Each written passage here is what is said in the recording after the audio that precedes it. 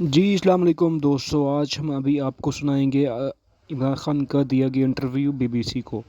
بچا ہے اس میں تقریباً آپ جو بات کر رہے ہیں اس میں آپ اگست کی بات کر رہے ہیں، جو حکومت کا جو ٹینیور کمپلیٹ ہونے کی بات کر رہے ہیں وہ اکتوبر کی بات کر رہے ہیں، تو اس میں کوئی زیادہ ڈیفرنس نہیں ہے، لیکن آپ حکومت کو پریس کرنے کی کیا وجہ ہے اس کی؟ ڈفرنس یہ ہے کہ پہلے تو انہوں نے قانون کی بالادستی، رول آف لا کی دھجیاں اڑا دی ہیں، یعنی اپنے آپ کو قانون کے اوپر کر دیا، ساری اپنی چوری معاف کروا دی ہے۔ یعنی وہ کیسز جو ان کے دور میں بنے ہوئے تھے، یہ تو پچھلے 2008 اور 18 کے بیچ میں کیسز تھے، وہی اپنے سارے کیسز معاف کروا دیے ہیں۔ شہباز شریف، نواز شریف، مریم، یہ سارے بچ گئے ہیں، زرداری، ان سب کے کیسز ختم ہو گئے ہیں۔ تو اس سے زیادہ ظلم معاشرے میں کیا ہوگا؟ تو اس لیے جتنی دیر یہ جائیں گے، ان کا تو مقصد صرف اپنے کیسز ختم کرنا ہے۔ دوسری بات یہ ہے کہ 2 مہینے اس وقت بڑے دور لگ رہے ہیں۔ آپ کہہ رہے ہیں نا کہ اگست تک، میں تو ابھی کی بات کر رہا ہوں۔ ہمیں تو خطرہ یہ ہے کہ جس طرح آج ہماری اکانومی ٹینک کر رہی ہے، ہمارے $4 ارب کے تو ریزروز رہ گئے ہیں، ہمارے سارے $4 ارب کی تو چیزیں پڑی ہیں پورٹ کے اوپر جو اٹھا نہیں رہے، چیزیں مہنگی ہو رہی ہیں، بے روزگاری، فیکٹریاں بند ہو رہی ہیں۔ ہمیں تو 2 مہینے ان کے گزارتے ہوئے مشکل لگ رہے ہیں۔ میری اپنی پیشن گوئی یہ ہے کہ جو بھی ہو جائے، یہ اب گورنمنٹ مجبور ہو جائے گی الیکشن کروانے کے لیے اپریل میں۔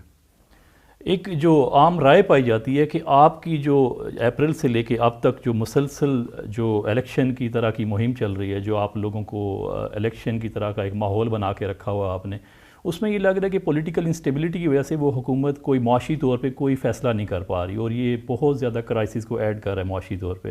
وہ آپ کو بلیم کرتے ہیں کہ آپ انہیں معیشت کے حوالے سے ان سے کوئی تعاون نہیں کر رہے۔ ان سے سوال پوچھیں کہ انہوں نے کیوں گورنمنٹ یہ سازش کر کے ہماری گرائی تھی، جبکہ 17 سال میں آپ پاکستان اکنامک سروے اٹھا کے دیکھ لیں، 17 سال میں جو سب سے بہترین معاشی پرفارمنس کسی حکومت وہ ہماری تھی۔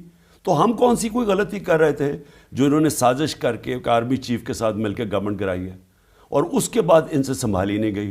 میں نے جنرل باجوہ کو، میں نے اور شوکت طرین نے واضح طور پہ بتایا تھا کہ اگر آج آپ نے پولیٹیکل انسٹیبلٹی کاز کر دی یہ سازش کامیاب کرنے کے لیے، یہ سنبھال نہیں کوئی بھی نہیں سنبھال سکے گا، اور وہی ہوا۔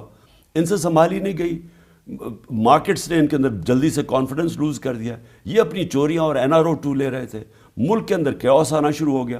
تو آج ذرا بزنس مین سے تو پوچھیں کہ یہ کیا ہماری وجہ سے ہوا ہے، یا انہوں نے آتے ساتھ ہی مارکیٹس کو یہ ایک اندازہ ہوا کہ ان کے پاس تو روڈ میپ ہی کوئی نہیں ہے، روڈ میپ تو NRO 2 تھا، تو انہوں نے آ کے جو کیا ملک کے ساتھ۔ میں تو سوال یہ پوچھتا ہوں کہ جو جنرل باجوہ نے ان کے ساتھ مل کے کیا ہے، دشمن بھی نہ پاکستان سے کرتا۔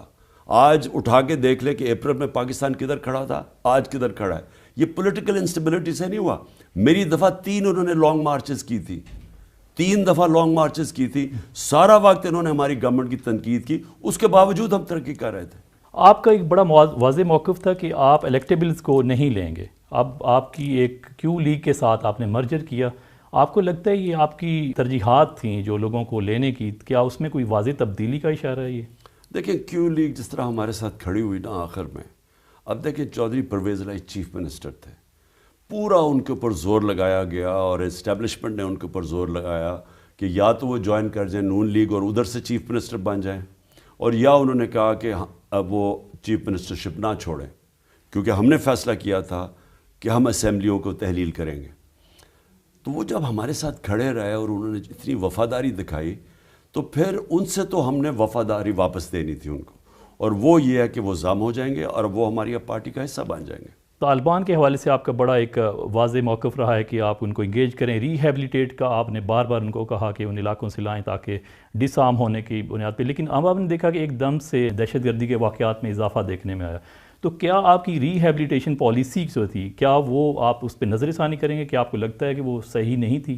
دیکھیں ایسا نہیں ہوا، جیسے افغانستان میں رجیم چینج ہوئی تو افغانستان میں جو TTP بیٹھی ہوئی تھی، افغان گورنمنٹ نے انہوں نے کہا کہ اب پاکستان واپس جاؤ۔